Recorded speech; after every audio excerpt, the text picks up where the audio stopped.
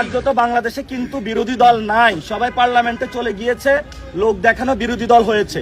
কারণ এই যে বাংলাদেশে ইঞ্জিনিয়ারিংটা হলো, বাংলাদেশে যে একটা সিলেকশন প্রসেস হলো, এটা নিয়ে তো কেউ কথা বলছে না। আমাকেও অনেকে কথা বলতেছে যে তুমি চুপ করে থাকো না, আমার তো নৈতিকতা বাদে যে একটা সিলেকশন প্রসেস হলো, এটা ডেমোক্রেটিক কোনো প্রক্রিয়া হলো না, তাহলে আমার তো এটা নিয়ে কথা বলতে হবে। সিটি কর্পোরেশন বা অন্যান্য নির্বাচনটা আমাদের মূল টার্গেট নয়। মূল টার্গেটটা হলো আমরা সিস্টেমের বিরুদ্ধে, যে সিস্টেমটা পচা গলা, যে সিস্টেম দিয়ে পুরো বাংলাদেশের মানুষকে পরাজিত করা হয়েছে, এই সিস্টেম না ঠিক করলে আপনি সিটি কর্পোরেশন নির্বাচনে দাঁড়িয়ে কি করবেন? এটা সিস্টেম নিয়ে এই যে ইলেকশন কমিশন যা করলো বাংলাদেশে, এটা তো কোনো ইলেকশন হলো না, এটা সিলেকশন হলো। কার্যত বাংলাদেশে কিন্তু বিরোধী দল নাই, সবাই পার্লামেন্টে চলে গিয়েছে, লোক দেখানো বিরোধী দল হয়েছে।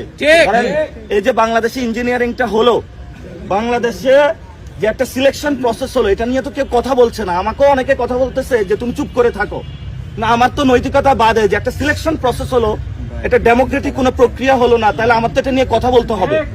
এই জায়গা থেকে আমি যদিও এনসিপি করি এখনো, কিন্তু আমি এটা নিয়ে ইনশাল্লাহ কথা বলবো। বাংলাদেশের জনগণের যে সমস্যা রয়েছে সেগুলো নিয়ে আমরা প্রতিবাদ জারি রাখবো। আমাদেরকে মুখ বন্ধ করে এবার মেরে ফেললে মেরে ফেলুক, ইনশাল্লাহ আমাদের যাত্রা অব্যাহত থাকবে।